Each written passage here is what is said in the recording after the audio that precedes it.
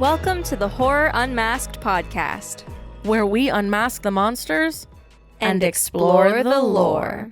I'm Amber. And I'm Lily, and today we will be dissecting It, Chapter 2. Let's Kill This Clown. The movie starts 27 years after the losers encountered It. A lovely gay couple visits a carnival in the town of Derry, when a group of extremely homophobic men attack them and throw one of the guys into the river. That shit was brutal. It was. That was hard to watch. Really hard to watch. That was kind of painful. Looking for his partner, the other man goes down towards the river, but finds It holding him, ripping into his neck. Soon, we see all of the losers as adults, living their lives outside of Derry, far away from it. Each of them get a call from Mike, the only one in the group who stayed in the town, asking them to come back home. The group comes back to meet at a restaurant, catching up and having fun, when It attacks and scares them by revealing. I was hoping you would read it like that. By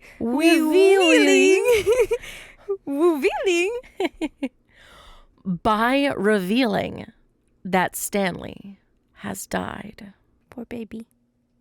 He didn't just die though. Yeah. He killed himself. Mm-hmm. And it's an emotional scene. Yeah. Watching that. Because he knows. Yeah, because he knows. And we'll get into that. Yeah. The losers are skeptical to stay and fight It, but eventually decide to stay and honor their pact for Stanley. Mm-hmm. Mike tells the group about the research he has done over the years, how It is an ancient alien, and how it can be killed once and for all. Ancient aliens. Ancient aliens! It's my mom's favorite show. Oh, we don't get copyrighted. Mike reveals how he investigated a group of Native Americans who were the first ones attacked by It when he arrived. Or should I say when they arrived. Mm-hmm. The natives showed Mike a method to kill It called the Ritual of Chud. Chud? However you want to say it. Where the group must each gather a special token from their childhood to show the strength of their bond in order to complete the ritual and destroy It. While gathering their tokens, each of the losers goes through many trials as It forces them to face their past traumas. Which is a wild sequence. Yeah. Mm-hmm. Spoiler warning. Skip ahead. All of the tokens have been collected, and the losers head back to It's lair in order to complete the ritual. The losers throw their tokens into a sacred container, burning the items while chanting, "Turn light to dark, turn day to night, and bless this ground with pain and fright." Turn light to dark, turn light to dark. Bless this ground with pain and fright. Which is weird. Yeah. To want to bless the ground with pain and fright, but okay. I mean, YOLO. It does. As the group believes they have finally put out the dead lights. We literally just read the next sentence. We literally did. It would have made sense. A red balloon starts to emerge from the container, and a giant Pennywise emerges. We said that was so ominous. Revealing that the ritual didn't work. It attacks, and each of the losers go through their own test, realizing it will take a lot more than a ritual to defeat it. The losers fight back, and Eddie gets hurt in the process. Poor guy. For real, actually. Yeah. Yeah. Like, for real, actually. That hurt. It hurt. At the end of this movie, I fucking cried. Yeah. Real emotional tears. The group is now determined to destroy It, realizing that It must obey the physical laws of the shape that it inhabits and begin to make him small. mocking and berating him. They bully him. They do. Into The bullied becomes the bully. like, they make him lose self-confidence. They do. And he shrinks and he shrivels. Yeah. So it shrinks into a corner as the losers show their strength until it is small enough for the losers to crush his little tiny heart in their hands, killing him for good. The cave collapses, and Eddie's body must be left behind as he didn't survive the extensive injuries that it gave him. The losers have saved the town, and despite their losses, they have all healed from their trauma and found happiness in their lives.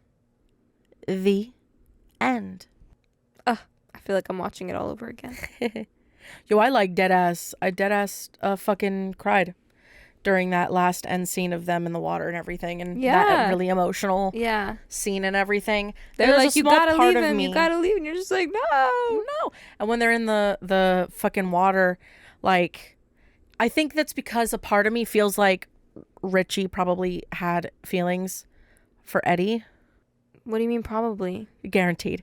But you know what I mean? Like, watching him, like, break down. Did you not see the end scene where he No, I carved the know, it was initials? so cute. That's what that meant. He, like, recarved them back in. yeah. But just, like, his breakdown Yeah. is just Mm-hmm. heart-wrenching. Mm-hmm. Heart-wrenching. Yeah. And just they're all friendships and everything, and it's just real sweet. I must say, though, that the casting between the young children and the adults was perfect. Yeah, it was really fucking It good. was spot the fuck on. It was. And I don't think anyone will ever get it that right ever again. With anyone. Yeah, they were amazing. Like that, 100%. I agree. Especially with, like... You know what? We'll get into it when we talk about the actors. Yeah, but yeah. Okay, so this movie was released September 6th, 2019, And of course, I watched it for my birthday. which feels like an eternity ago. What, like 5 years ago?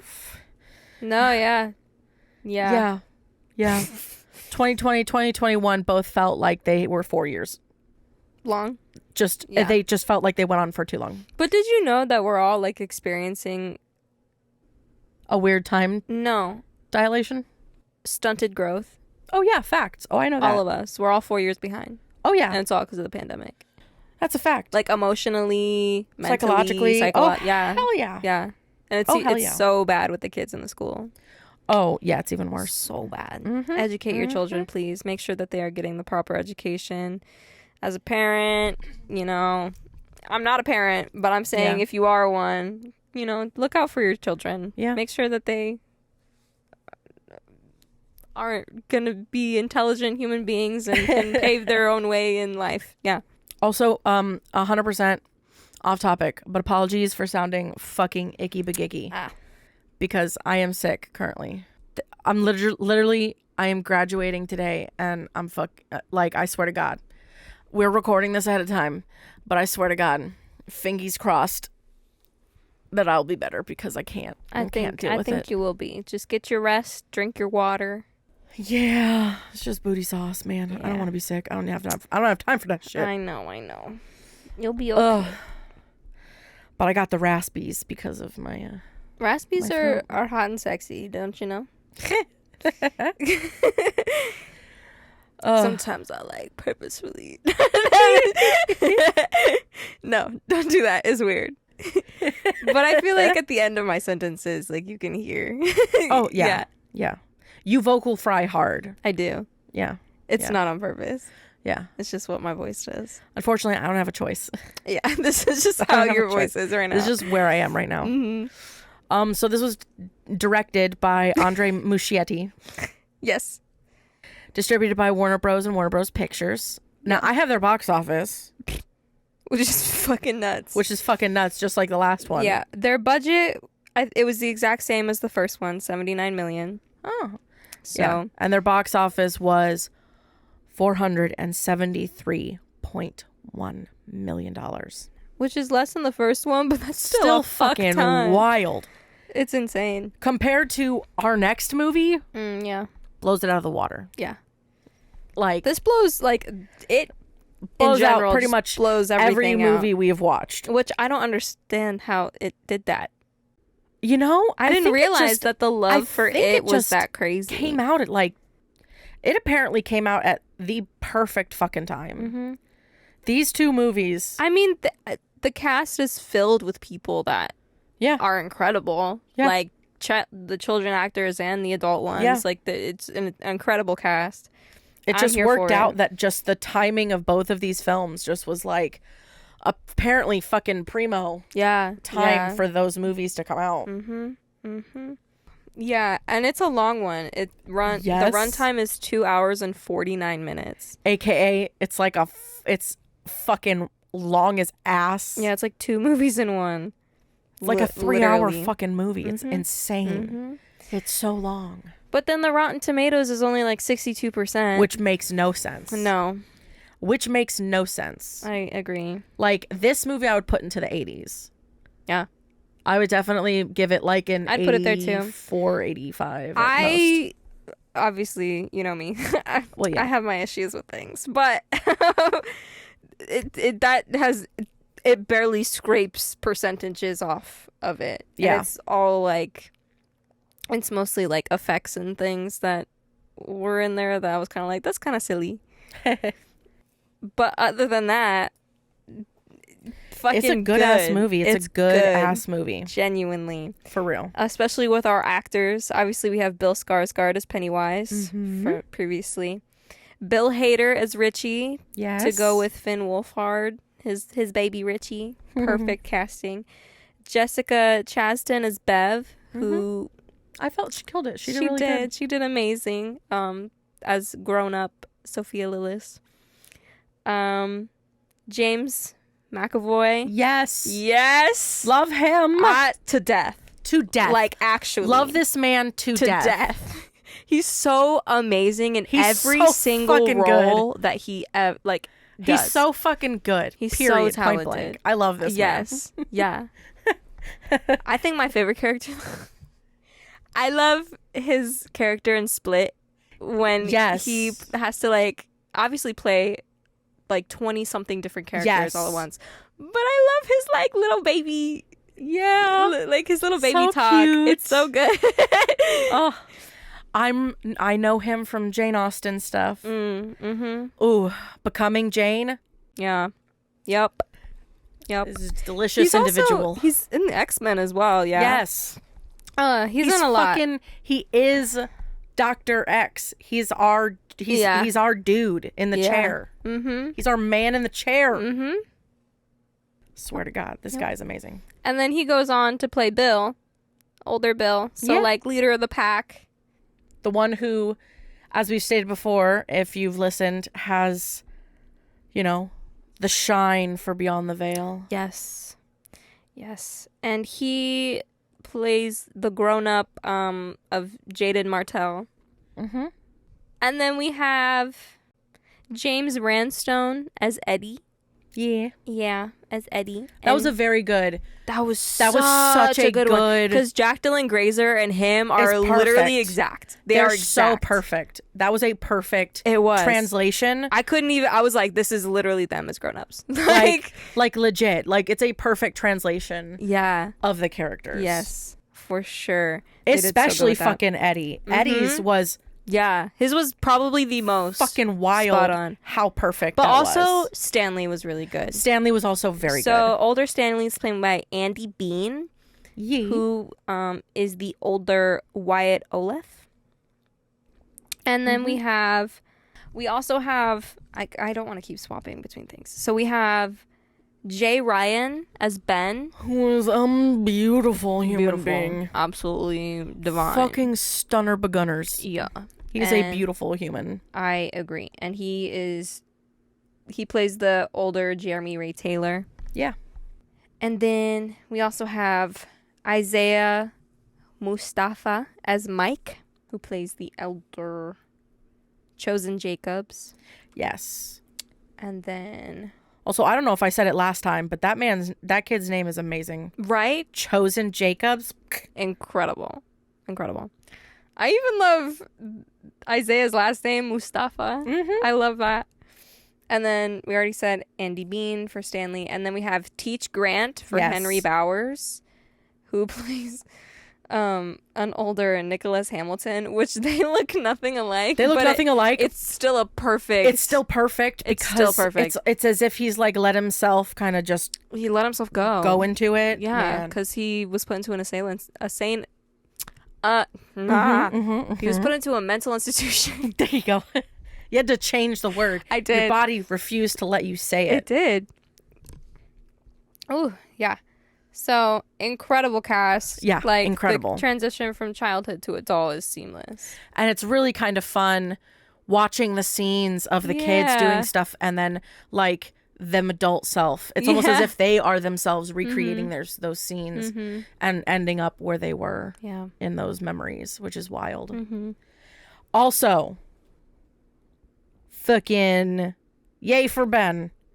He got the girl. Yeah, he got the girl. He got the motherfucking girl. I mean, I think he kind of deserved It better took, a little bit. It took drowning in dirt and her Pulling him out. pulling him out while she's covered in In blood. yeah. But you know, hey, it fucking happened. I still think he kind of deserved better. But I mean, we love Bev. We love Bev. But she was being fucking stupid. She was being stupid. She She was being literally stupid. married a man who was just her father again. Yeah, but so did all the kids, and I think that had an effect from Yes, I think that was definitely an like repercussion. Did we talked about this in the last one where it's like I'm pretty sure it had that effect on like all of them, especially Eddie as well.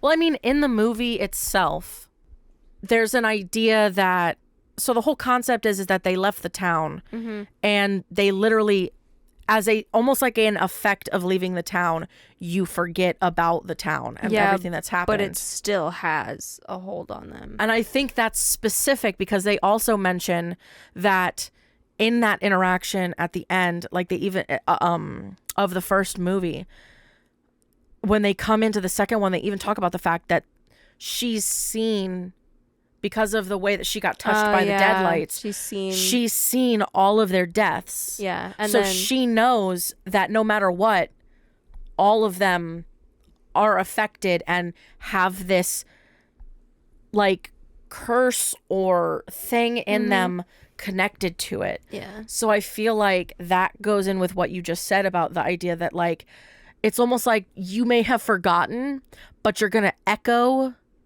things that happened Yes. when you were kids and living here in your adult lives. That makes me want to go first because there are some Easter eggs in here. Okay. You want to go for? You want to fuck them up again? Yeah. Two in a row? All right. So, Easter egg. I'm going to talk about this one first since this is the topic we're on. Yeah. So, Eddie's wife Yeah. and his mom are played by the same actress. Oh my God, really? Yeah. That is Yep. absolutely a fucking amazing. Yep. Yeah, Molly Atkinson. She plays Eddie's mom, and then when he's older, she also ends up playing his wife. That's hilarious. Which goes into the whole, the town still kind of has an effect on you as a whole because they ended up basically being with people who reminded them of their parents who are really abusive and things like that. It just wasn't good. But I thought that was great. Oh yeah. Because you don't even know, you're like, wow, they look a lot alike, but you didn't even realize that it's literally the same actress. Yeah. There's another Easter egg where in Bev's bathroom stall scene, Yeah.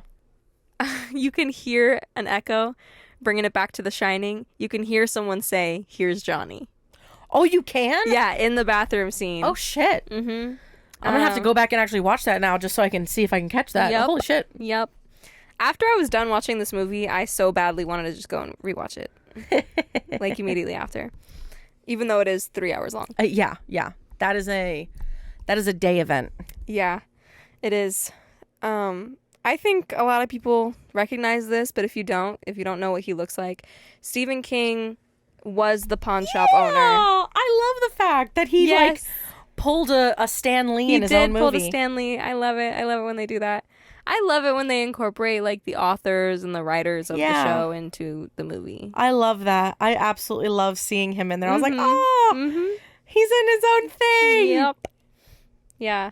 So, and then there's, okay, the very gruesome scene where they all go back to the rundown house where its lair is, and then Stanley's head comes out of the freezer or the fridge, and it's like a spider. Ugh. And Richie goes, "You've got to be fucking kidding." That's a reference to The Thing. I had a feeling. I was literally watching that scene, and I'm like, oh, that's very The Thing of you. Yeah. Yep. It was a reference. There's also a part where Bill and Richie were confronted with like the scary, very scary, and not scary at all doors. Yes. So they immediately go into the not scary at all, but then they open the door and then they hear the whisper, "Where's my shoe?" Until the light comes on, they see Betty Ripsom. It's Betty Ripsom's severed torso. Yeah. Screaming at them. Yes. And then they go, "Where the fuck's her legs?" And then Richie screams. And then in chapter 2, when Richie goes to the doors, yes, and it's Eddie who chooses very scary, remembering the first time was a trick, he opens the door, but then that's where her legs are. Gotcha. In the second part. Gotcha. Yeah, so it's her torso in the first one, and then when they open the door again, her legs in the second one. I like that. Yeah, yep. The director Yes. of the movie, Muschietti. yes, is in the shop with Eddie at the pharmacy. Oh. He's also incorporated Cool. I into like the that. movie. Mm-hmm. The original Ben actor Yeah. from the mini-series, because apparently there's a mini-series of this too, which I guess King went crazy with his mini-series with it and Shining, and yeah. So the original Ben actor was in the video conference call with the new Ben when you first see him in Oh shit, are you chapter kidding 2. me? That's amazing. Yeah, I love that. I love that. And then you can also see Tim Curry's Pennywise is seen as one of the pop-up clowns in the room with Richie. Oh. And then I one like of the that. yeah, and then one That's a nice callback. Mm-hmm. And he's also one of the swinging clowns in the fun house when Bill goes in there. Oh. Mm-hmm. And then last one. So during the final battle when they're all trash talking it, and Yeah.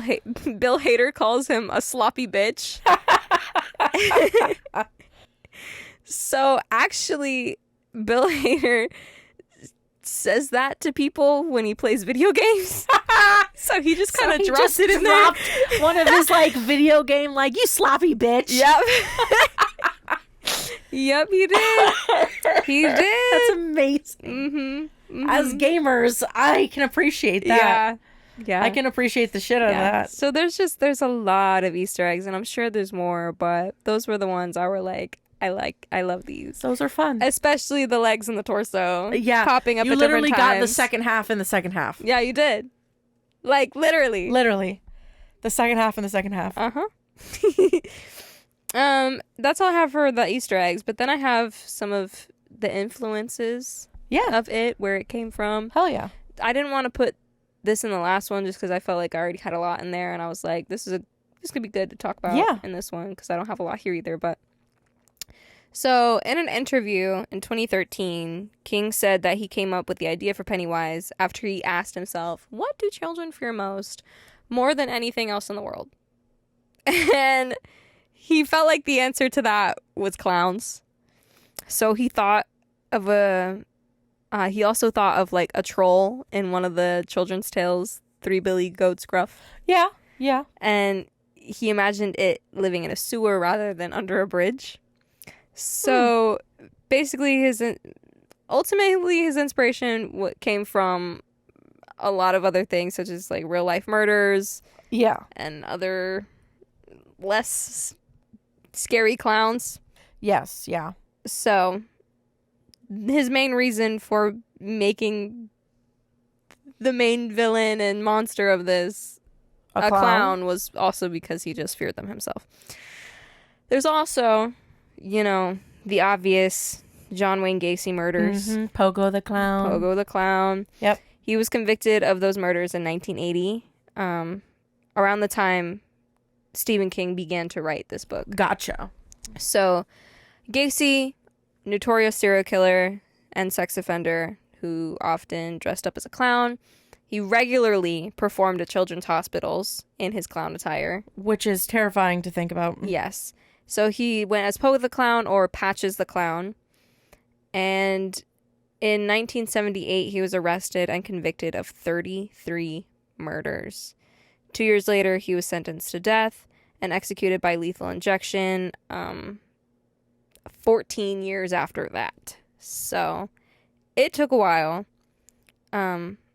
So it's most likely that Pennywise was based off of John Wayne Gacy, but I don't think it's confirmed.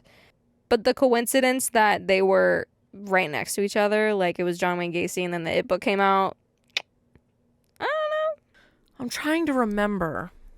I don't know if it was before these movies came out or like in between them, when we had that whole time period where people were dressing up as clowns and walking around neighborhoods.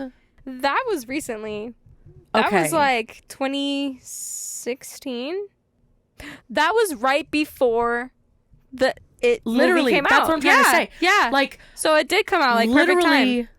people were walking. I couldn't remember if it was before, during, or after. Do you think that was all just if that's promotional shit, that'd be amazing. Oh my god. That's how you promote something. I want to now sit in a chair and be like, be for real.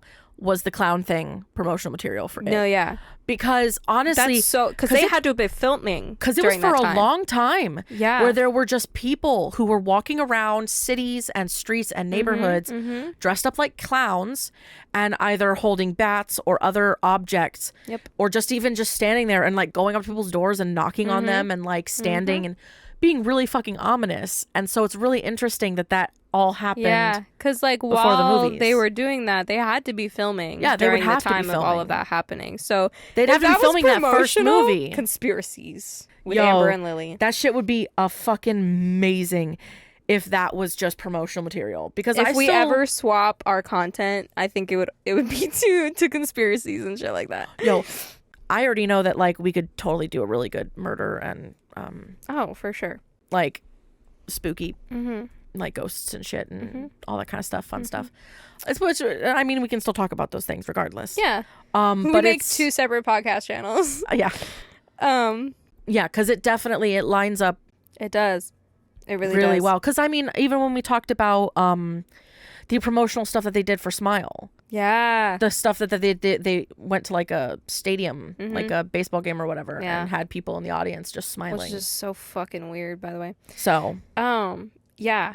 There are a couple other inspiration areas for it. Another one of them was the stranger danger panic of the 80s. Yeah.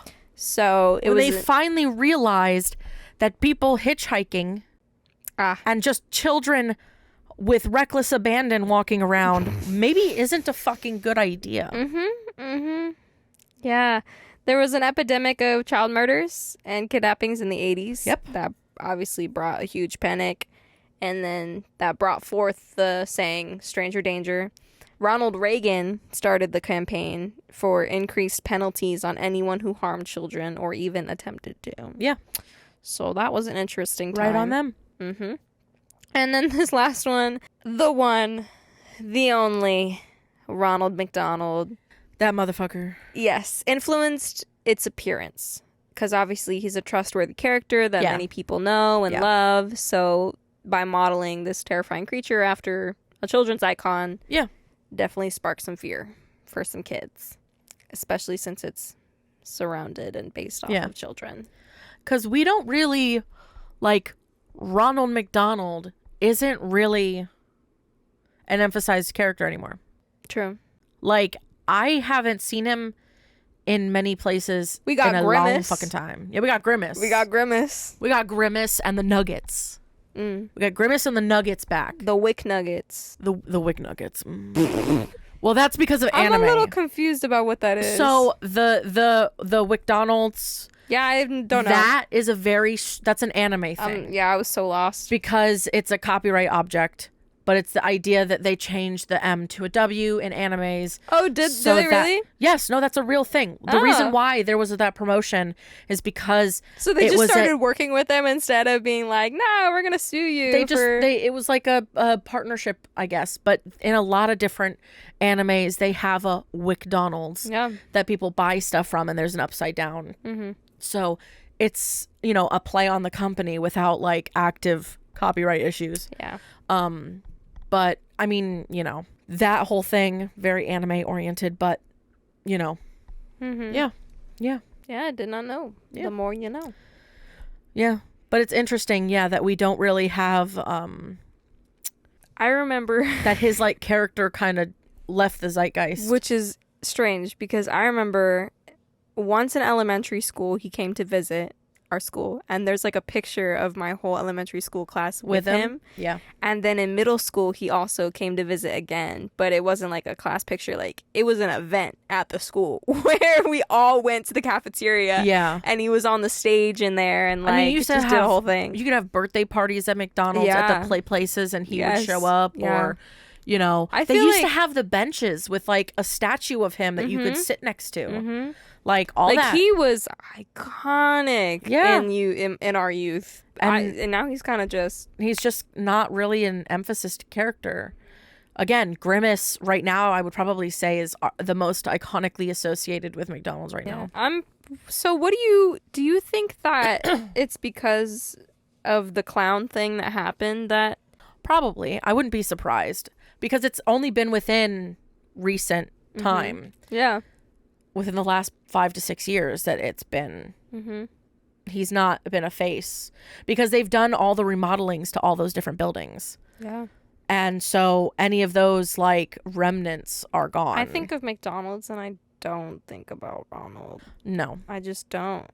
I just think of the burgers. Or like the nuggets, or even for that matter, the first thing you would think of is like a play place, for me at least. Yeah, it's really just food based. Yeah. No characters surrounding it. I mean, but honestly, that's anywhere now, really. Yeah, I mean the closest we got to quote quote the traditional is again the Grimace and the I forgot which rapper it was, but he brought the nugget characters back. Yeah.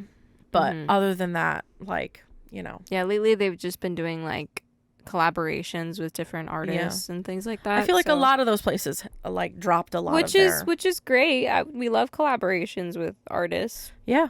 A lot of rappers. Yeah. A lot of rappers. Yeah. I feel like if they could maybe make it more dynamic, that would be really cool. Yeah. Hell yeah. And not just stick to one genre. Yeah. But, you know. That's cool. All right. Is that all you got for me? That's all I got. Okay, because I got a decent chunky here. Good. I like it. All right.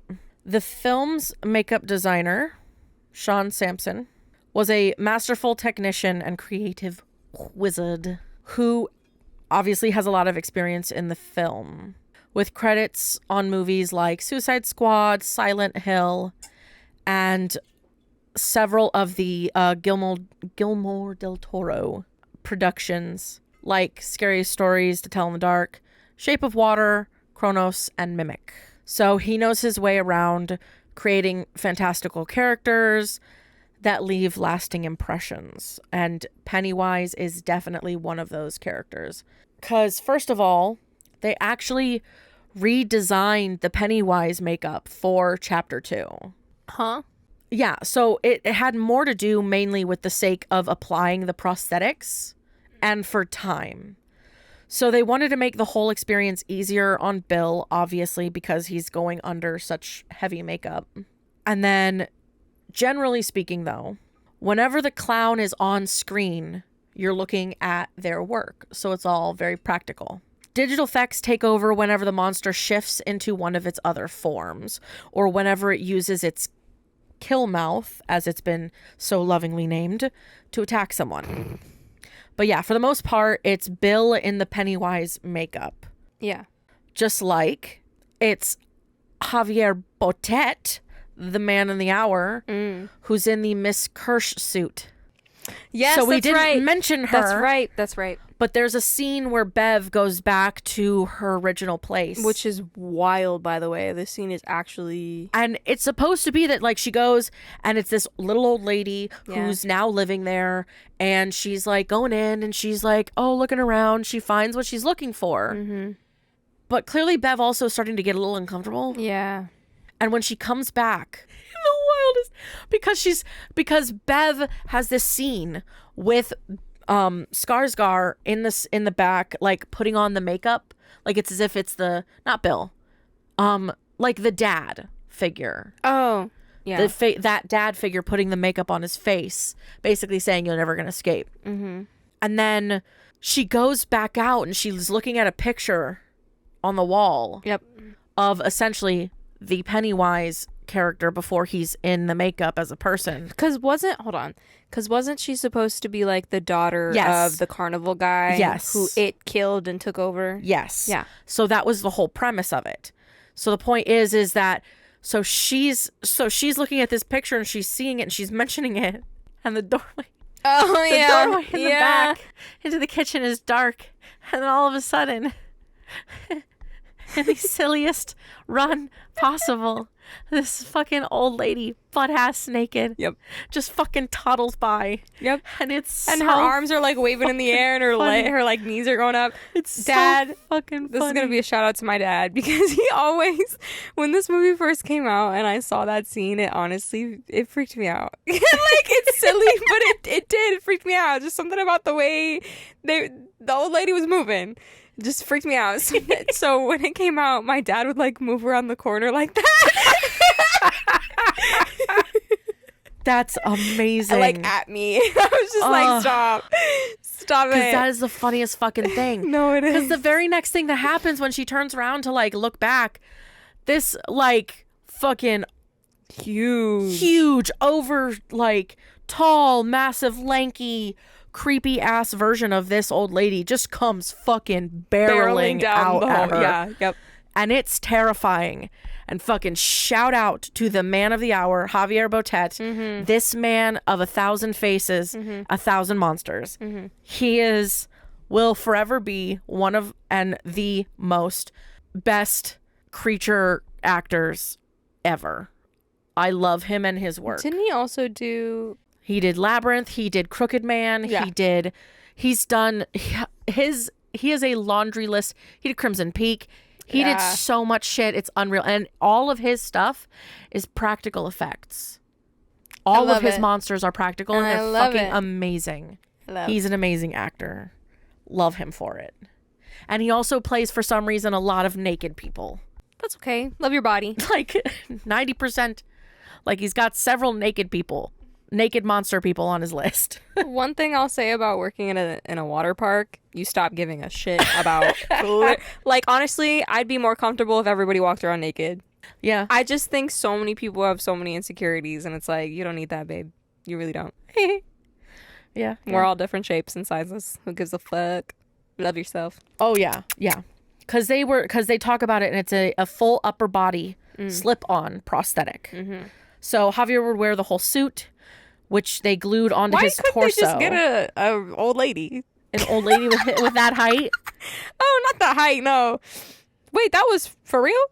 That looks CGI. No, that was legit. Nah, that was CGI. I've literally just said it. Javier Botet, all of his characters are fucking legit, and this even is the face, full upper body slip-on prosthetic.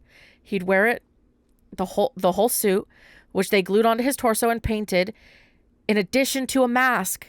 In fact, the face piece was used for the vast majority of the sequence. Damn. VFX only really got involved for the close-ups, as well as the bits where the creature needed to talk. I need to see a video of this. So literally, that motherfucker is 100% in full prosthetic getup.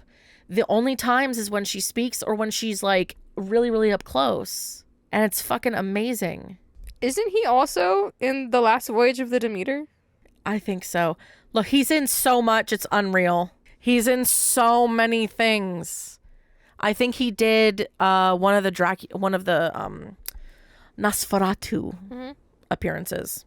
So AKA, we clearly love him a lot because he's been in a lot of the movies that we've reviewed and looked at. I hate it. I love it. I love the music. The way she scuffles by. I was always Daddy's little girl. What about you? Love it. Are you still his little girl, Beverly? I got chills. It's so good. You're telling me that's not CGI? That's not CGI, except for those close-ups of the face and shit. No.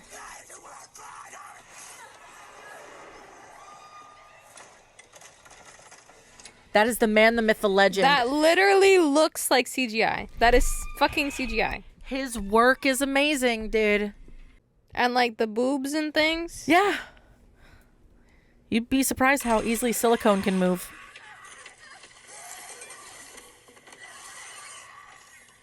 I'm not convinced. I provide you with proof. You provide me with proof. I'm still not convinced. He's just good at his job, man. Yeah, He's I believe fucking that. amazing. That's true, but it really looks like CGI. It's not, though. It's a full upper body slip-on prosthetic CGI. with very, very little VFX done. That's the part I have trouble believing. That it was very little. It Yeah. looks like a lot. Involve close-ups as well as bits where the creature needed to talk. Other than those, everything else is that man. He's a fucking creature actor for a reason. He's one of the most world-renowned creature actors in the world because of his performances. Did you know that the fucking in Crimson Peak that the red body ghost is him? Fucking even people thought that the Crooked Man was fake CGI. Is he that tall? Yeah, he's tall as shit, dude. Oh yeah. This man is tall and lanky. He is shockingly tall. He's 6'7". Yeah, he's fucking tall. Jeez. That's why he can get that perspective when he's coming through that doorway. Yeah, he was in The Last Voyage of the Demeter, Slender Man, Yep. The Boogeyman, Yep. The Bogeyman. Yeah. Things that I know, let's see. Don't Knock Twice, Polaroid, Do you need me to look at some of those movies? Insidious, probably It, obviously. Scary Stories to Tell in the Dark, Yep. Conjuring as the Crooked Man, Crucifixion, Crimson Peak, Devil's Gate. So much shit.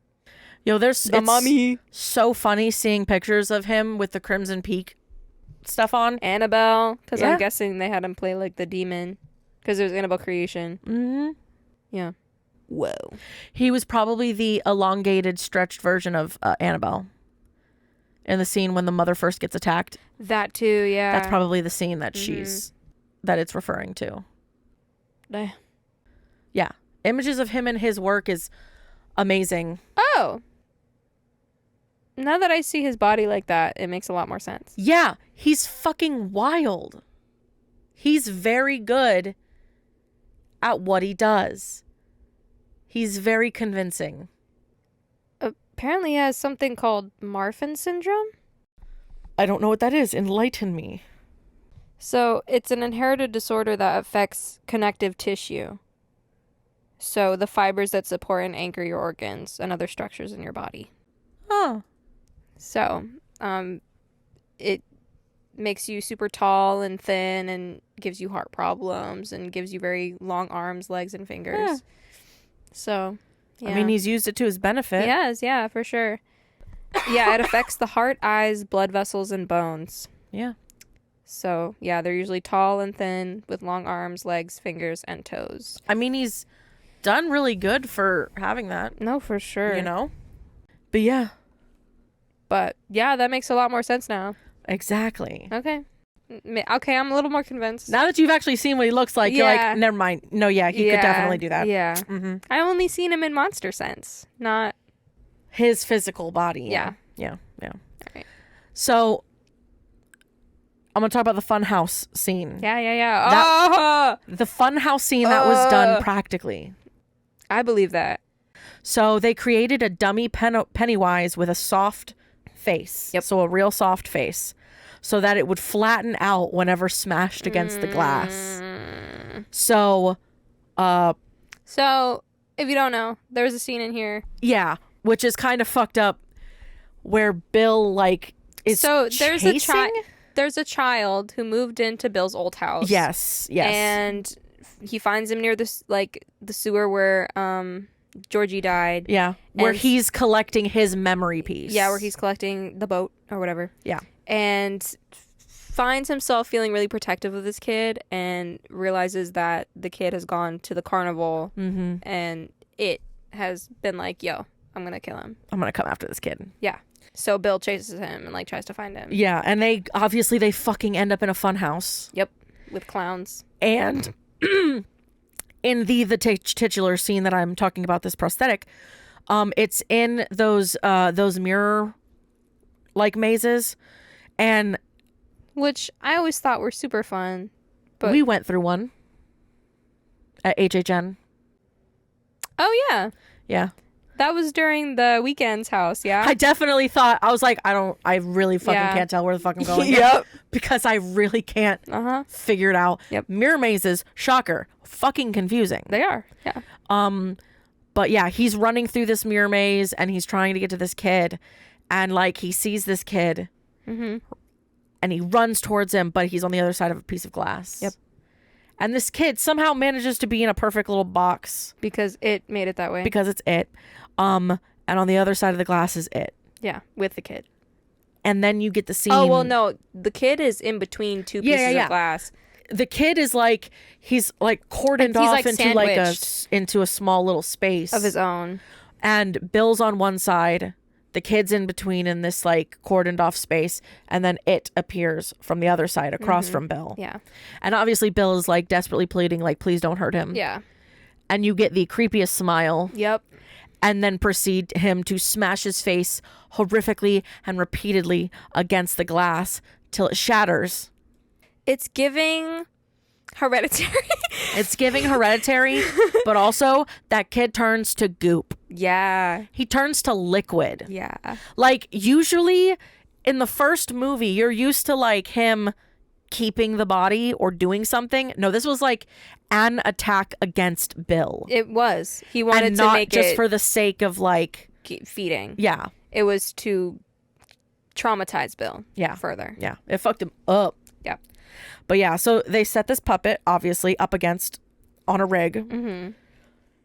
And then they actually physically moved it back and forth to mimic what Bill was doing. So the VFX guys only took over to refine things, like digitally inserting Bill's arms and filling out the rest of the body. So for the most part, that scene is an actual puppet that they are smashing against the fucking like. I would have loved that job. I would have gotten a lot of anger out. I'm not gonna lie, I have a deep goal at some point to work on a movie. Specifically a horror movie would be amazing. Oh yeah, I would. Oh yeah, would love to help with that. This is in why I any want to move to way. Atlanta so we can work on films and stuff. All right. So, kind of setting up the beginning of all of this stuff. So, the initial production meetings where you get outlines of every scene accompanied by the corresponding storyboards. All departments are present for these gatherings in order to figure out who is needed for what and how can it all be integrated to help each other out. So once notes are taken for these overarching meetings, you then splinter off into smaller team-specific ones. So for this movie, the VFX and costume guys would often tag along to the makeup meetings, as they knew that obviously the makeup people would inevitably cross paths at some point. And each department is kind of like a tool. They all strive to make each other's job easier. Yeah. So the VFX might occasionally ask the makeup people to create a prop solely for their reference. It's not necessarily going to be used in the finished film, but they can scan whatever they make to create a convincing CGI version or to manipulate it digitally.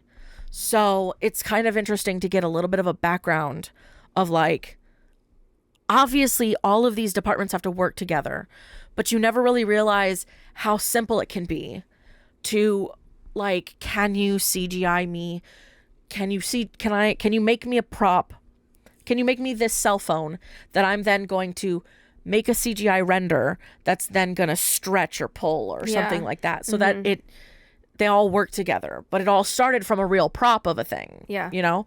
And I think that's really kind of awesome that For they sure. work together so closely on that. And then, so at the beginning of this movie, when they finally meet up together, they're at a Chinese restaurant Yes. where the fortune cookies are all cracking open and stuff. Yeah, and they turn into like fortune crabs. And fortune babies with Yeah. creepy faces. Yes. So there's one bug that has the creepy baby head. Well, the makeup department made that just for the VFX guys. They sculpted the head, gave it bloodshot eyes, and added some wispy hairs and some little jagged teeth. And then they gave it to the VFX, who used it as a model so they could replicate it in CG. Yeah.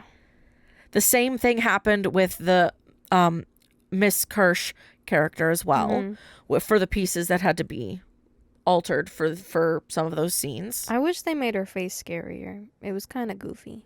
Eh. That's okay. So when they finished filming the scene, they took the mask that Javier was wearing and scanned it in to make the lips move and the eyes blink. Mm-hmm. So those were the minor things that they were using with those. So Gotcha. I thought that was pretty interesting. And I love the fact that that creepy baby head is like, was a real object. Yeah. So on the first film, a company called Amalgamated Dynamics, Inc. designed the Pennywise prosthetic for them and shipped it over from LA. So they didn't get much say in terms of how the individual pieces were made. They just got the stuff in the mail and applied it to Bill. So, like I had said, the biggest change is that they wanted to make it for chapter 2. Yeah. So the makeup has to be applied on a nearly daily basis. And they'd always be getting notes from Bill saying things like, this bit's too tight, or this bothers my eye here. Whilst they were able to make some necessary modifications over time, it just wasn't easy as making their own. So they inherited them from somewhere else. So for chapter 2,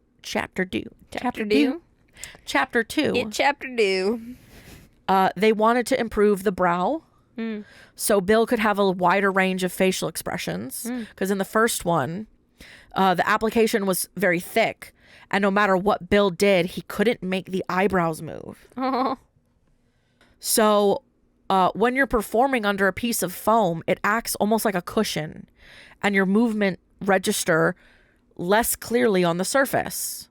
Yeah. So that was the one thing that they wanted to change, the curvature of those brows. So they reduced the thickness by about 50%. 50? Yeah, and swapped the foam to latex material from silicone, which is far more accommodating, because silicone is a thinner, much more physically flexible type of prosthetic type, allowing for a wider range of movement. So latex is usually fine because it's soft and palatable. The problems only arise when it gets too thick.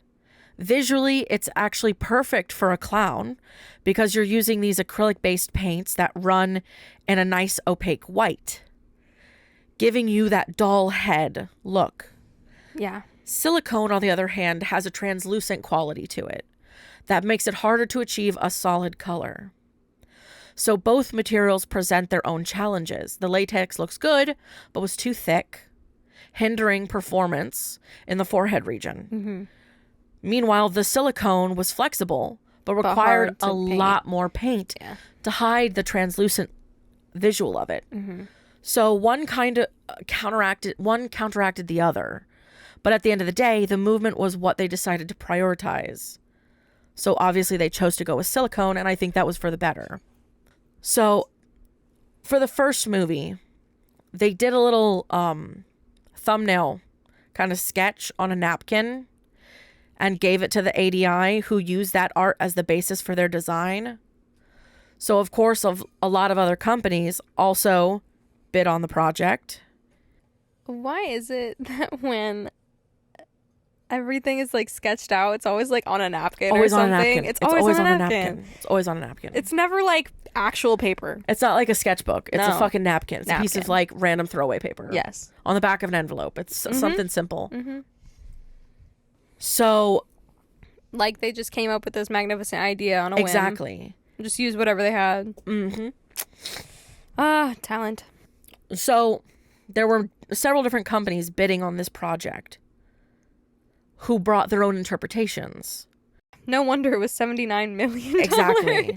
So what ended up happening was that an amalgamation of all of these different ideas was used by ADI to create the final look. So when it came to the sequel, Andy had a couple of things he wanted to fine-tune. After all, he had been looking at all the designs for months on end during Chapter 1's edit, and he realized that there were some things he wanted to do differently. Mm-hmm. Nothing major, just little changes like making the brows more sinister and expressive. He also thought some of the cracks in his face were too deep and asked us to rein that aspect back a little. Mm-hmm. The great thing was that they had a valid excuse for all the adjustments they were making because it's supposed to be 27 years later and Pennywise would naturally look more weathered Yeah. Yeah. That makes sense. because he's now slept through his feeding. And he needs to get more energy and nutrients and whatever. Yeah, and technically the first feed he has. It's like when you wake up in the morning and you look rough. You just look rough, man. It was a long ass sleep after a hard day's work and you need some food Oh, yeah. and a glass of water. It's the don't talk to me till I've had my coffee. Yes. It's that 100%. The children are his coffee. Yeah. So, Gotta cut that out, man. It's not good for Yeah. you. so essentially every time the losers encounter the creature, they end up seeing a different incarnation of it. Andy is a great artist, and he would give them fantastic outline sketches and inspirations before saying, "This is what I'm looking for. Now show me what you got." So the hardest thing to do was probably the death of Pennywise because there were so many stages to it. And Andy wanted this sad, deflated look as he's cowering back into the crater. Definitely was very sad and deflated. Oh, yeah. And then they just ripped his heart out of his tiny little chest and just squashed it like it was a grape. Oh, yeah. So they used the same size headpiece, but made it wrinkly and pruny, Yep. And flat and yeah. while also adding a thinning wig, as if his hair was meant to be falling out. Yeah. They added, when his head slams into the back of the crater, Yeah. they wanted him to resemble a deflated balloon. And it did. Which makes a lot of sense because, balloons. And it. Mm-hmm. Because he's a clown. Ha ha ha. I just got that. So, obviously, again, like he's completely flat and his face is sinking into his head. To do the last part, they made a fake Pennywise that had a hole where his face should have been and made it part of the set. So they actually incorporated it into the set. Then Bill was able to come from behind the set And, like, and just stick his slot face in his face And into then the I'm frame. guessing FX made it seamless around. So in order to make it look like he was part of the tiny deflated body. So for Stanley's little moment, Yeah, his spider head. his spider head, they did a life cast of him so that they could get it for the severed head that still had the bite marks he received from Chapter 1. Oh. And they made two props, one hero head and then a stunt head that could be used to roll around on set. Now, if you don't understand what I mean when I say hero, there's always a hero prop and a stunt prop. A hero prop is the perfect one, the one that's made, that looks the best, and is in the best quality. Whereas the stunt one is the one that can be manhandled, basically. That must have been so weird, like going on a set and just seeing your head. Yeah. With spider legs crawling out of it? Yeah. Oh, yeah. Oh, I yeah. think that would make me a lot uncomfortable. Yeah. And I hope Wyatt didn't need therapy after that. So they put it on a stick and moved it around. Yep. Mimicking what it would look like if it had legs. Mm, Then the VFX tracked it all and animated the spider limbs in there. yeah. But when you see him in the fridge, we had a mangled dummy body that didn't have a head or any arms. Then we cut a hole in the back of the fridge so that Wyatt could come in from behind and fill those gaps. Ah! That way, they could have his performance mixed in with this twisted, contorted body. So initially when he opens that fridge, that's the actual actor. Oh.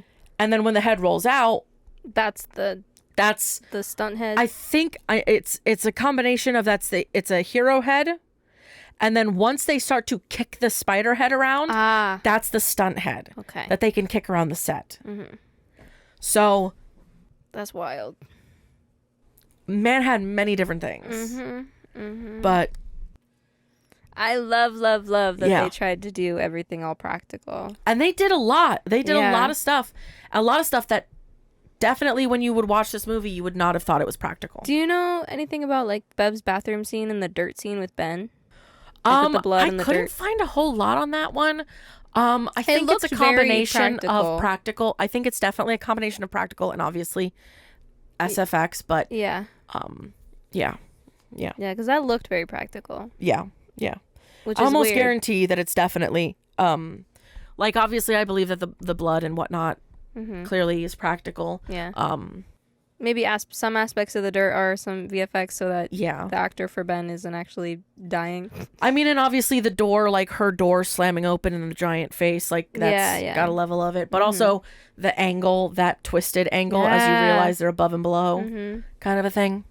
So, but yeah, there wasn't a whole lot on that one specifically. But yeah. It was still a cool scene.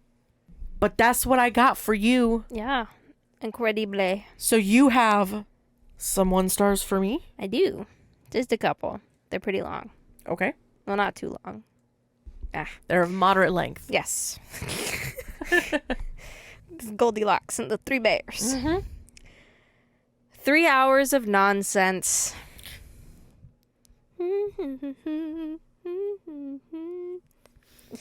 Sounds like blah blah blah. No.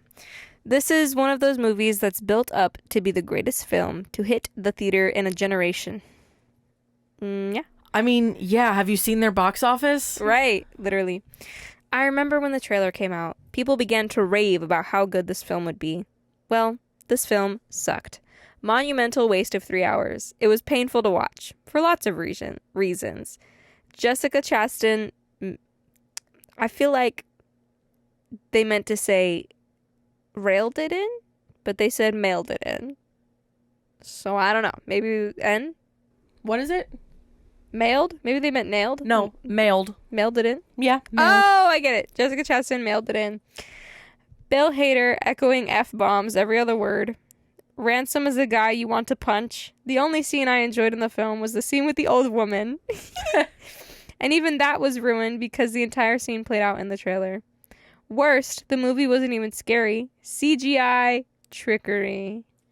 False. Much practical. Yes. Much. It was more like a Tim Burton film. No. No. And one other thing. The silly, over-the-top attempts at humor greatly diminished the film. For a film positing itself as the scariest adaptation of a King novel, the audience spent far too much time snickering at lame jokes. I want my money. And guess what? Guess what? Am I 3 hours back? Always. Always. Always. Yeah. Look, motherfucker. This movie was great. You have to understand these are 80s kids. My favorite are... They're still going to have those same fucking jokes. I really love the reviews I choose for the next one. It's really great. But this is what we're doing for now. So the next one. Anyone who's read the book will find this an abomination. Anyone expecting a horror film, it isn't. I enjoyed the first. It had suspense, Pennywise had his dark, crazy moments. Just the way he would stare for a second or two had a creepy factor. This had nothing. Nothing. All caps. When a supposed horror film has the people laughing at 90% of what's going on, they've done it massively wrong. They tried to make it a comedy. I know a lot who haven't seen it yet will find that hard to believe, but it's true.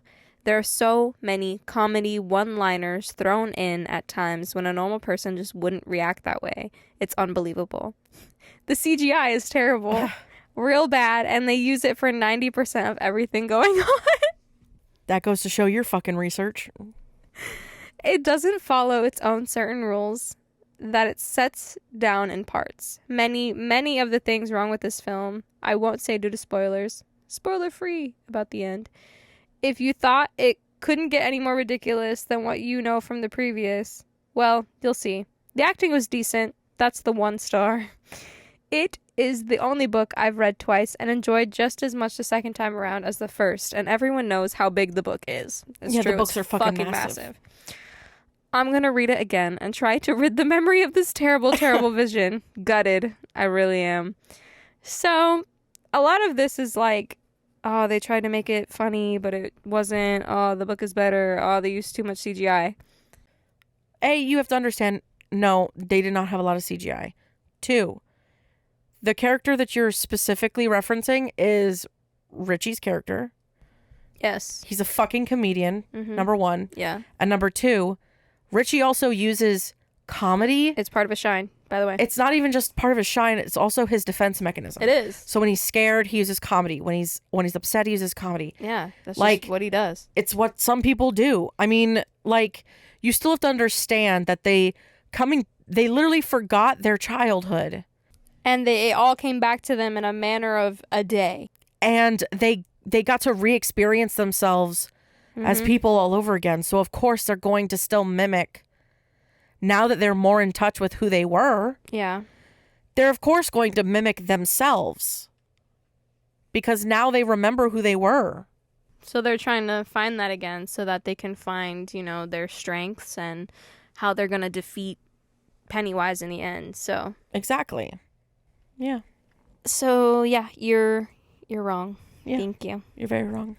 In many aspects. Mm-hmm. But yeah, that's okay. We love this movie. Yeah, it's very good. Very good movie. I think you love it. Yeah. Yeah. It's very good. Very good. I will say, I know we were both bad because we both didn't watch the original Pennywise. Yeah. And out of respect, because Tim Curry just had his birthday recently, I know we definitely need to do it at some point. Yes. At least just watch it for ourselves. Mm-hmm. And maybe talk about it at some point. Yeah, we can mention it in something. Maybe when there's a clown that pops up in another movie, we'll be like, oh yeah, by the way. Yeah. But yeah, I definitely recommend watching these movies if you have the time for them. They're very good. And then maybe giving them another watch because, yeah, that's what I wanted to do. But it was finals week, so yeah, did not have time. Yeah. Yeah. And that's okay. That's life. Mm-hmm. Mm-hmm. Whew. Alrighty, so that's it for you? That's it for me. Okay. So next week, to continue our Summer of Blood, is A Nightmare on Elm Street. And we look forward to that. I have a nice chunk of notes for that one too, so I look forward to talking about that. Yeah, especially my notes some are not wild shit. My notes are not as long for that one, but there's some wild shit in that one. I believe you. Like, cause watching that movie, like it's a trip. It had been a while, but it was definitely really strange seeing all the effects there. Mm-hmm. Whew, there's a lot. Oh yeah. Oh yeah. So don't forget, like, comment, subscribe, share us with the people around you. Give us 5-star review. It'd be fantastic. Get us out there, my guys. You can send us an email at horrorunmasked@gmail.com. Follow us at Instagram and Twitter at Horror Unmasked. Listen to us on Spotify and iTunes at Horror Unmasked Podcast. Subscribe to our YouTube channel at Horror Unmasked Podcast. And I think with that, there's only one thing left to ask. Will you fear? Or will you fear not?